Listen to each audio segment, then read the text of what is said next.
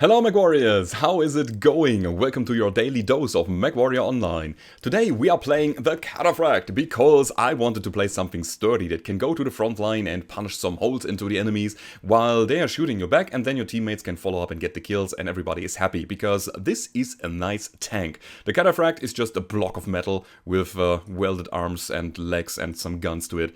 It's a crazy mech, guys, especially in this game here because it has crazy armor quirks. It has the armor capacity of an assault mech, being a 70-ton heavy, and yeah, I mean the arms are very low mounted, and the hitboxes of the mech is, yeah, they are not really good. So PGI decided to give it some extra survivability by adding armor, and with a good amount of torso twisting, you can absorb so much damage, bait the enemy into shooting you, they will rack up the heat, and at some point they cannot shoot you anymore, and then it's time for retaliation. So you take the first wave of attack and then just go in and roll over them as soon as they are running hot. So again, it's a team fighter. This is not too much about peeking. You can be very active with that, and I like it. Now we're running two Snub-Nose PPC and an LB10 here. I like this combination a lot for two reasons. First of all, if you take a look at the hardpoints of the Cataphract, you see the energy hardpoints here are very high. They are cockpit level. You can peek with that.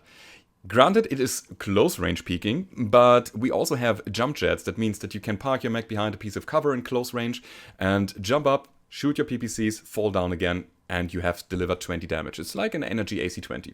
It's not too bad. The other thing that I want to quickly mention is that the projectile speed of the PPCs is 1200. Projectile speed of the LB10 is 1100. That means that the PPCs are slightly faster. They all almost have the same projectile speed, means that you can fire it together. However, the PPCs are slightly faster. That means that they will connect first, punching a hole into the enemy's armor in the best case scenario, and then the LB10 pellets will follow up and getting some nice crits afterwards. So that's the idea here. So it's basically a one-click mech. You jump up, you shoot everything, you fall down, or if you are in a mobile brawl situation, you just aim carefully and shoot everything at the same point. You don't have to worry about staggering your shots or anything. It's perfect. If you're running hot, only use the LB10 and small lasers, which are our backup weapons. I thought, why not have 6.5 damage on top of this? I'd say it's better than having an additional double heat sink in the mech. Right? So that little bit of extra damage is coming in handy, and I'm going for extended range here because I do not want to super face hug the enemy. We are not a light mech or a fast medium, so therefore sometimes you are a little bit out of range, and therefore the extended range is coming in real handy. But that's about it. There's nothing more to say. We're running the light engine, of course, so that it can happen that we lose the side torso and we're still up and running. We're running the double jump jets, which are really nice. You can do some, again, close range pop-tart shenanigans, and that's about it. Let's go over to the skills. The skills are also pretty straightforward. What we want is heat management and survivability. So we went for the firepower tree here. First of all, magazine capacity plus LB10-X spread makes some sense here, but what we also want is, again, the heat gen nodes that we can get. We have some here, which also gives us some range and cooldown. That's nice. We have some down here, and again, the ones up here and here are nice to have. We have the armor side of the survivability tree maxed out because we have armor quirks. I don't care so much about structure, I gotta say. We could max that out if you want, but then you would sacrifice probably firepower, I guess. No mobility, but what I was going for today is jump jets. I wanted to have a better jump capacity without investing more tonnage into the mech, and I tried this today, and I'm actually pretty happy with that. With only 2 jump jets on a heavy mech, you can get a significant buff out of there, and I would say it's just right about on the edge of what I like to have, and going even higher than that is not necessary. So take that or leave it out completely. It depends on your playstyle. You could probably get rid of that and add it into the survivability tree if you wanted. We are running maximum cool run. I was skipping hill climb today because we have the jump jets, and we don't necessarily need that. It's nice to have, but the improved gyros and the speed retention here is also coming in handy. It's not really like a big choice to make here. Do whatever you like in terms of left or right skilling. We have the radar deprivation. Quite important because Pop-Tarts highly benefit from it. You can just expose yourself for a brief moment by jumping and then fall down, break line of sight, break locks, and you're fine. And we are running the consumable slot that is filled with, I believe, a cool shot and a double artillery strike today. And that's the build, everybody. I wish you all a lot of fun in the 2 games that are coming, and if you have that, don't forget to leave a rating or subscribe to the channel if you haven't already. And now it's time to hit the battlefield. Alright, first game of the day. We are playing the Caustic Valley, and we are playing Assault, and we agreed on defending Delta 5, because Delta 5 is the good spot to defend, so why not do it? You don't have to run around in circles all the time, guys. Sometimes a nice defensive block will just do the job fine, and that's what we are doing today. We have pretty high hard points. We have the PPCs just sitting right and left to our cockpit. That makes it fairly easy to target the enemy, even if they are you know, just in cover. And on top of it, we have, of course, the jump jets. That will help as well. Now we only need enemies. So we have everything we have, or we want, on our mech, but we are lacking enemies. The night vision, by the way, helps you seeing through the smoke. And I know that there are enemies on the right side, but I cannot... oh, wait. Crazy. I cannot damage them from here. Not really. Can I? No. Okay, there's a guy. There's a hunchback up there. He will probably peek again, since he got damage without taking return fire.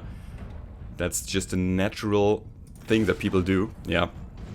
As soon as they get pushed, of course they will reposition. But, you know, if you're not getting any return fire, it makes sense to do the same thing over and over again, since it worked in the first place. Alright, cheetah. Yeah, I don't know. It's not really good to shoot that guy. He's too far away. I won't deal that much damage, but it was a snapshot that connected without any heat penalty, so why not take it? Okay, so what we want to do here is probably engage this guy on the right side. We do the flanking maneuver. This is why I like defending Delta 5, because you have at every point of the game, you can just go in their backs and go in their flanks by crossing the caldera and, you know, outflank them. There's a stalker. There's a mad dog. I do want to drop artillery, actually. See if we can do that. Okay, taking a lot of damage for the team. I hope they capitalize on it. The tank of the team is worth nothing if nobody shoots back at the enemy when you are taking the damage. That's very important.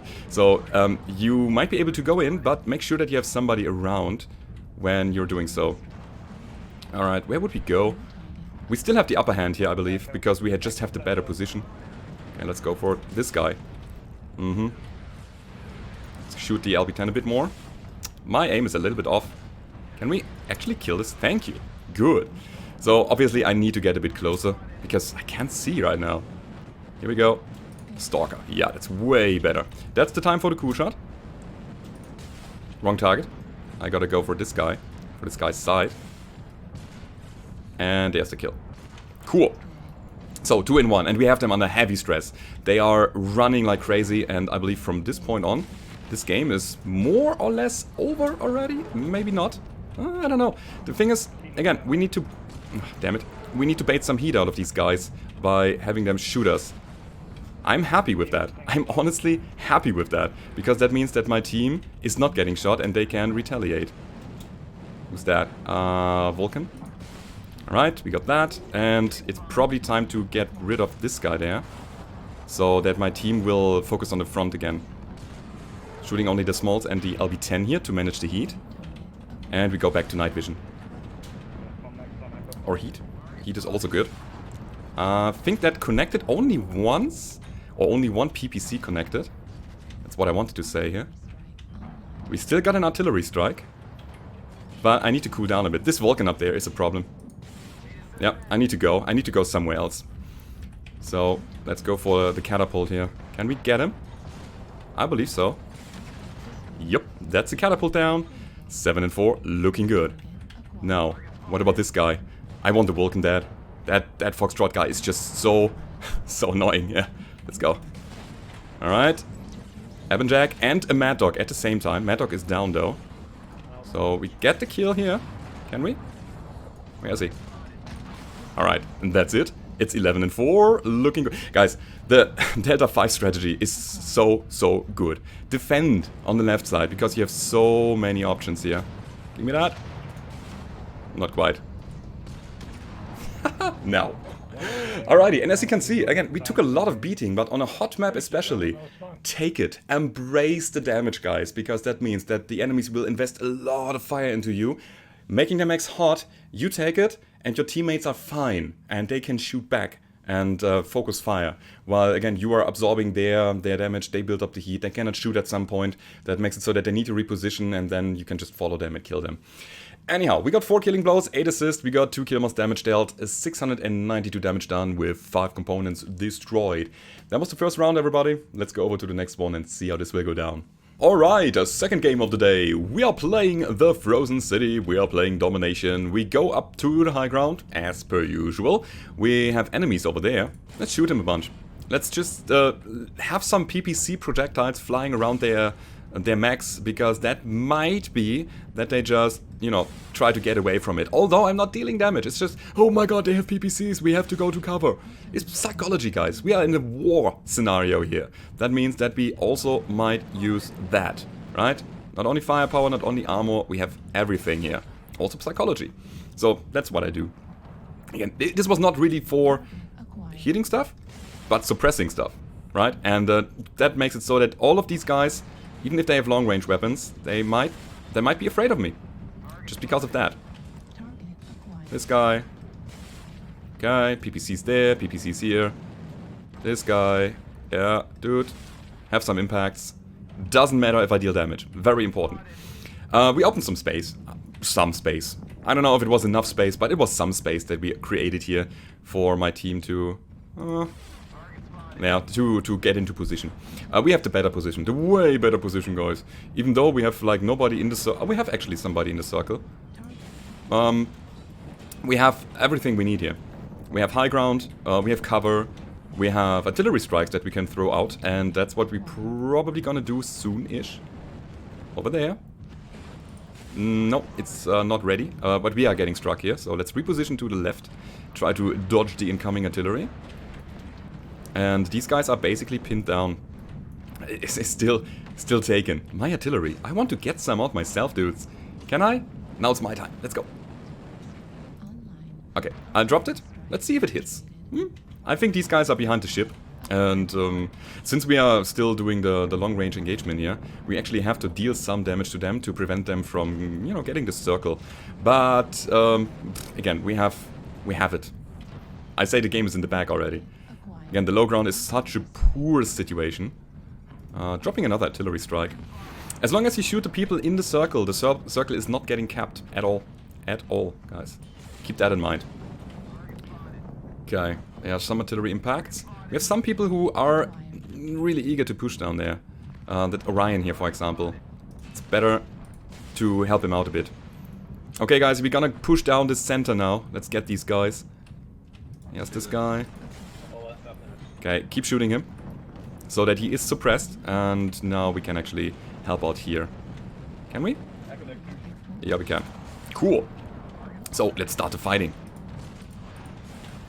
Let's start the team damage. Ouchie, sorry. Wasn't really my intention there. Obviously not. I mean, why would I intentionally try to shoot my friends? Nobody should do that. Okay. And this is what I'm telling you guys. Take the high ground, find a good angle on the enemy, start pushing, win the game. Alright, I really want to shoot this bushwhacker a bit more. But if I pushed up here now, I would be in a flank situation thanks to the Sunspider on the right side. Charlie scored.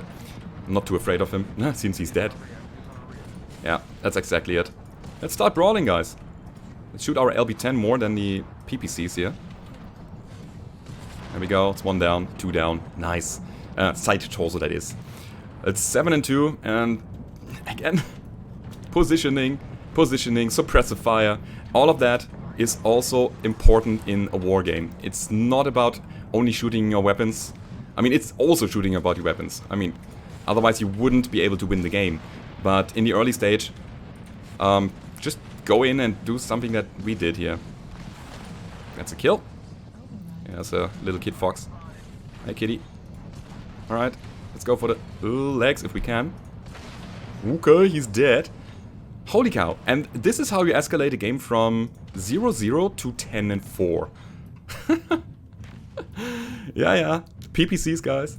Even if I don't deal damage, I can make him push back. Or pull back. Also, I have a big hit in the back there. Was that just a PPC that registered falsely? I don't know. I gotta rewatch the video. It might have been team damage. It might have been like a random shot because I was flanked or so. However, It looked like, I don't know, I got hit by the PPC guy, and then I realized that I'm so crit in the back. I don't know if there is any correlation, or if there's only correlation or causality. They have one assault mech back there. Ah. Oh, was he disconnected?